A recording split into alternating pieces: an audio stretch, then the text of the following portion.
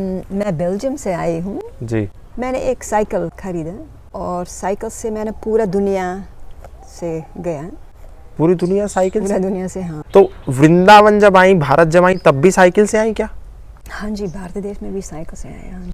और मैंने सोचा मैं संस्कृत सीखना चाहती हूँ क्योंकि इन सब सारे शास्त्र संस्कृत में लिखा हुआ।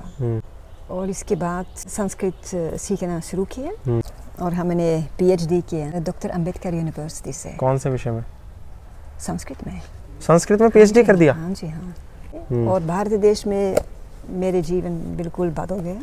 भगवद गीता को भी मैंने ट्रांसलेट किया मेरे भाषा में, संस्कृत से डच भाषा में, मेरे मातृभाषा। अपनी मातृभाषा में भगवद गीता, हॉली बुक ऑफ हिंदूज, ये किताब इन्होंने ट्रांसलेट कर दी अपनी भाषा में। पहले मैं थाईलैंड में रहती थी, उसी यूनिवर्सिटी में मैं संस्कृत पढ़ती थी।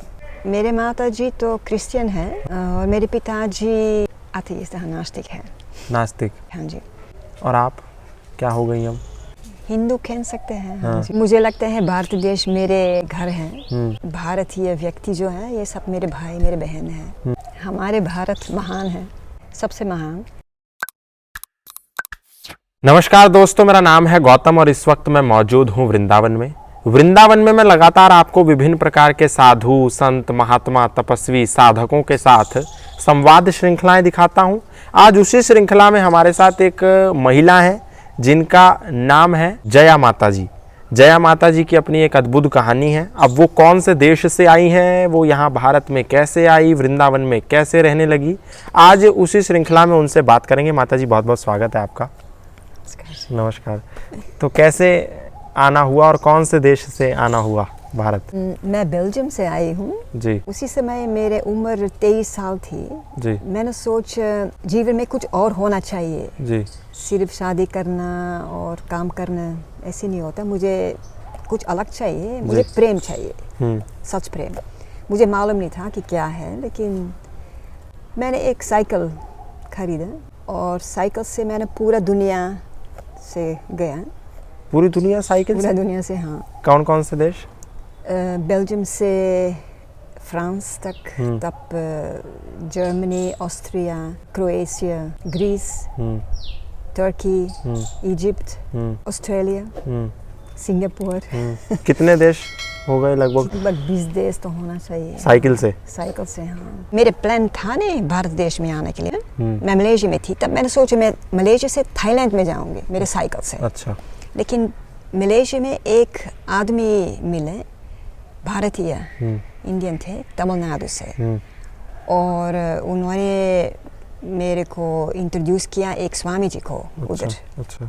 मलेशिया में हिंदू स्वामी जी, हिंदू मंदिर और कई चीज़ बताए भारत देश के बारे में। और तुरंत मैंने समझ गया, हाँ मैं भारत देश में जाऊंगी, थाईलैंड में नहीं जाऊंगी, मैं भारत देश में जाऊंगी। और ऐसे ही मैं भारत देश में आ गया और तुरंत मैं महसूस हो गया मैं भारत देश में आ गए, कोई डर नहीं लगता था।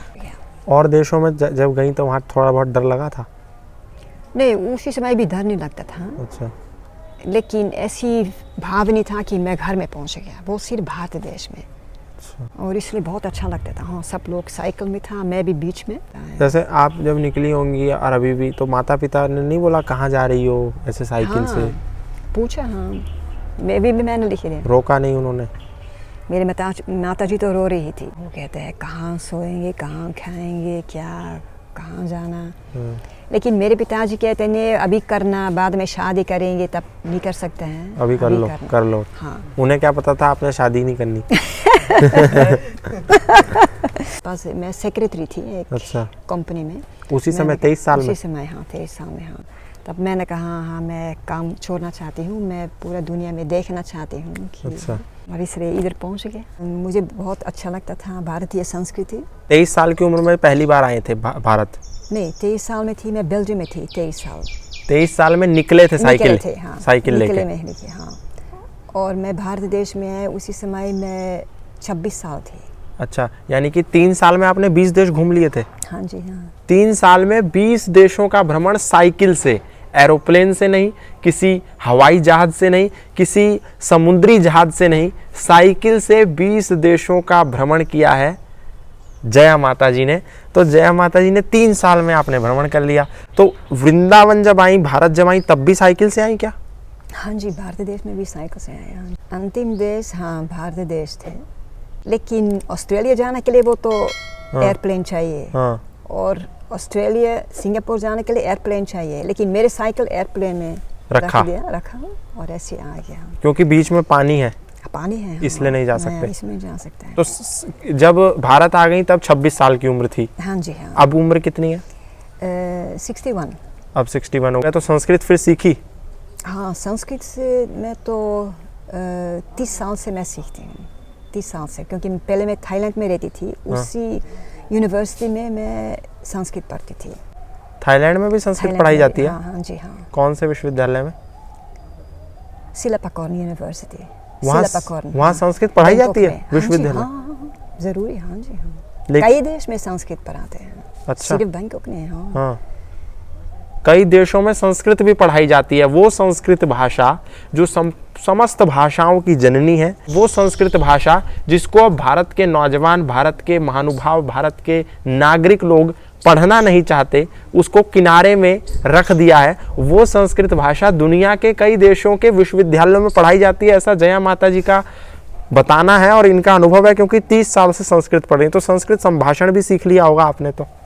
हाँ, संस्कृत संभाषण मैंने भी सीखा। संस्कृत तो देव भाषा है और हमने PhD किया। कहाँ से? डॉक्टर अंबेडकर यूनिवर्सिटी से। कौन से विषय में? संस्कृत में। संस्कृत में PhD कर दिया? हाँ जी हाँ। संस्कृत में PhD आपने कर ली? हाँ। चैतन्य संप्रदाय में माधुर्य भाव, ये विषय था? ये विषय था। तो ग्रेजुएशन और पोस्ट ग्रेजुएशन भी संस्कृत में? हाँ जी। कहाँ से? बनारस में। और किताब भी लिख दी। किताब का क्या? किताब है फ्रॉम तज टू व्रज। फ्रॉम तज टू व्रज। तज मतलब ताजमहल। अच्छा, फ्रॉम ताज टू व्रज। तो ताजमहल से व्रज का क्या मतलब कनेक्शन? मतलब है कि ताजमहल के अर्थ है लौकिक प्रेम और व्रज के अर्थ है आध्यात्मिक प्रेम। अच्छा। इसलिए हमारे जीवन में मेरा लक्ष्य था कि आध्यात्मिक प्रेम से मिलना। अच्छा। इसलिए ये एक जर्नी है, ताज, लौकिक प्रेम से आध्यात्मिक प्रेम से। तो दोस्तों, ये किताब है जो जया माता जी ने लिखी है, फ्रॉम ताज टू व्रज। और माता जी की ये साइकिल वाली फोटो इस बात का प्रमाण है कि साइकिल से इनकी जो यात्रा बेल्जियम से शुरू हुई वो व्रज में आकर के समाप्त हो गई। तो कभी तो सोचा नहीं होगा कि संस्कृत में PhD कर दूंगी? नहीं, मैंने कभी सोचा नहीं। कभी नहीं सोचा। तो कितना जीवन आपका बदल गया PhD कर लेने के बाद, भारत में आ जाने के बाद, यहाँ आध्यात्मिक ग्रंथों को पढ़ लेने के बाद? हाँ, पूरा जीवन बदल गया। मैंने सब छोड़ दिया और मेरे सिर्फ एक लक्ष्य है कि इस जीवन में आध्यात्मिक प्रेम मिलना के लिए। ये सिर्फ हमारे लक्ष्य है। तो शादी भी फिर नहीं करी? नहीं, शादी मैंने कभी नहीं किया। अच्छा। वैसे औपचारिक और अनौपचारिक रूप से भारतीय संस्कृति के किन किन ग्रंथों का कर दिया अध्ययन आपने? श्रीमद् भागवतम, भगवद गीता। भगवद गीता को भी मैंने ट्रांसलेट किया मेरे भाषा में, संस्कृत से डच भाषा में, मेरे मातृभाषा। भगवद गीता को? भगवद गीता को, हाँ। और बेल्जियम में पब्लिश हो गया। ये हाँ, Bhagavad Gita, the holy book of the Hindus. Oh my God, ये डच लैंग्वेज है? ये डच लैंग्वेज है, हाँ जी। बेल्जियम की भाषा डच है? बेल्जियम की भाषा, हाँ जी, हमारी मातृभाषा। मैं अपनी मातृभाषा में भगवद गीता हॉली बुक ऑफ हिंदूज, हिंदुओं की आध्यात्मिक किताब, ये किताब इन्होंने ट्रांसलेट कर दी अपनी भाषा में। अब आप देख सकते हैं कि कितनी संस्कृत की विद्वान होंगी कि संस्कृत की जो भगवद गीता है उसको अपनी मातृभाषा में उपलब्ध करा दिया ताकि अपने देश के लोग भी पढ़ें। तो क्या लगा आपको 20 साल के भ्रमण के बाद, भारत में ऐसा क्या है जो उन अन्य देशों में नहीं है? हमारे भारत महान है। अच्छा। सबसे महान। भारतीय संस्कृति कहीं दूसरे देश में नहीं मिल सकता है। भारतीय संस्कृति आप लोग कहीं भी जा सकते हैं, लेकिन ऐसी संस्कृति कभी नहीं मिल सकता है, क्योंकि लक्ष्य है या मोक्ष या प्रेम, ये लक्ष्य है। और दूसरे देश में लक्ष्य क्या है? आप अपने आप देख सकते हैं। लेकिन अगर हम शास्त्र के अनुसार जीवन रह सकते हैं, हमारे जीवन सफल हो जाएंगे। तो इन 2 किताबों के अलावा भी कोई और किताब लिखी है? हाँ जी, मैंने हितोपदेश को भी अनुवाद लिखा बेल्जियम में, अपना अच्छा। भाषा में। हाँ। आप जब बेल्जियम में थी तो हिंदू धर्म से इत्तेफाक नहीं रखती थी? मुझे कुछ मालूम नहीं था इसके बारे में। तो कौन से संप्रदाय में, कौन से मत पंथ में थी आप उस समय? परिवार क्या था? मेरे माता जी तो क्रिश्चियन है, हाँ। और मेरे पिताजी अथेइस्ट है। नास्तिक? अथेइस्ट, हाँ, नास्तिक, हाँ जी। और मैं थोड़ा सा बीच में हाँ। पहले हाँ। पहले मैं कुछ ज़्यादा विश्वास नहीं था भगवान के ऊपर। लेकिन एक बार भारत देश में आए, तब मैंने संस्कृत सीखा और शास्त्र पढ़ाए। तब मैंने समझ गया कि बिना भगवान इस दुनिया में कुछ नहीं होंगे। तो अब आप क्या हैं? हिंदू कह सकते हैं। हाँ जी।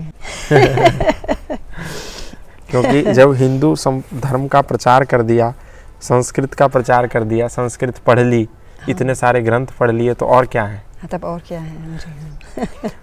दुनिया में जो ये हिंदू धर्म है, हिंदू धर्म कैसे सबसे अलग और सर्वश्रेष्ठ है? हाँ, क्योंकि सनातन धर्म सबके लिए है, सभी व्यक्ति के लिए है, क्योंकि वो एक फिलॉसफी है। This is a philosophy, this is how we live. So Hinduism is more about how we can live. This can apply also to a Christian and a Muslim, because it tells you how to wake up early in the morning and how to do yoga to keep your health. Ayurveda tells you how to eat properly. And so it is a way of life. It has nothing to do with religion. So even a Muslim or a Christian can practice Hinduism. Even they are practicing? And they are practicing, yes. Why not? So many in the world. Everyone can practice it. So the Hindu principles are different because they can apply to everyone. Like everyone wants to find love of God. So in Hinduism it is described. हमारे शास्त्र के अनुसार, मतलब संस्कृत शास्त्र के अनुसार, हमारे जीवन के लक्ष्य नहीं है कि पैसे मिलना, टेक्नोलॉजी, वो लक्ष्य नहीं है। हमारे लक्ष्य है कैसे दिल में खुशी रहेंगे, कैसे भगवान के प्रेम मिलना, ये लक्ष्य है। इसलिए अगर कोई गरीब व्यक्ति है और टेक्नोलॉजी कम है, ये क्या समस्या है? कोई दिक्कत नहीं है। पश्चात में बहुत व्यक्ति है, बहुत पैसे वाला है, लेकिन हार्ट प्रॉब्लम है, डिप्रेशन में रहते हैं, तब क्या फ़ायदा है? और अच्छा है कोई व्यक्ति कम पैसे है, लेकिन हाँ भगवान से प्रार्थना करते और खुशी जीवन रहते। मैंने कई बार देखा इधर व्यक्ति ज़्यादा पैसे है नहीं, लेकिन उनका जीवन अच्छा है। और कभी बहुत पैसे वाले लोग हैं और दुखी रहते हैं क्योंकि प्रेम नहीं है और इधर उधर पैसे के पीछे दौड़ते। कोई भजन की कुछ 2-3 पंक्तियाँ? हिंदी भजन? हम तो संस्कृत भजन करते हैं। संस्कृत कर दीजिए। नैवं विभोरति पवन भवितुं निसंसं। हे कृष्ण गोविंद हरे मुरारे, हे नाथ नारायण वासुदेवा। अच्छा, आपने संस्कृत पढ़ने का क्या उद्देश्य था? संस्कृत भाषा में पीएचडी कर दी, ग्रेजुएशन पर, मतलब संस्कृत की इतना लंबा अध्ययन किया, इसका उद्देश्य क्या था, क्यों करा? क्योंकि बिना संस्कृत मुझे मालूम नहीं है कि शास्त्र क्या बताते हैं। अंग्रेजी का अनुवाद कभी सही नहीं है, कभी गलत लिख दिया। इसलिए मैं अपने आप जानना चाहती हूँ कि पहले व्यास जी ने क्या लिखा हुआ, क्या अर्थ क्या था। इसलिए संस्कृत ज्ञान ज़रूरी है अगर हम शास्त्र पढ़ना चाहते हैं और जानना चाहते हैं कि जीवन का लक्ष्य क्या है। इसलिए संस्कृत मेरे लिए बहुत ज़रूरी है। अब जब संस्कृत का कोई ग्रंथ पढ़ती हैं तो समझ लेती हैं क्या कह रहा है? हाँ जी, हाँ। जया देवी नाम लिखा है, जया देवी से पहले कुछ और भी नाम था? हाँ जी, हेरदास। हेरदास इनका पहले नाम था, लेकिन अब जया देवी नाम हो, भारत आने के बाद ही जया देवी हाँ हुआ। जी। अब तो आपके जीवन पे पीएचडी हो सकती है। तो माता जी के कौन से जीवन का कौन सा दृष्टांत, कौन सा वृतांत, कौन सा अनुभव आपको प्रभावित करता है, आप हमें कमेंट बॉक्स में ज़रूर बताएंगे। आज के लिए इस वृंदावन से इतना ही, फिर मिलेंगे किसी नए साधु, किसी नए महात्मा के साथ। तब तक के लिए धन्यवाद, नमस्कार। ये किताब, ये वाली जो है, ये एक हमको मिल सकती है पढ़ने के लिए? हाँ, मैं अभी नया कॉपी दे दूँगा आपको। पैसे भी देने पड़ेंगे? नहीं। मेरे लिए फ्री। वैसे तो ये 1000 रुपये लिखा है इस पे पैसे। $14 मतलब 1000 रुपये हो गए। हाँ। पर मैं पैसे नहीं दूंगा। नहीं, फ्री में लेके जाऊंगा। आप भी मेरे भाई हैं, छोटे भाई। ठीक है।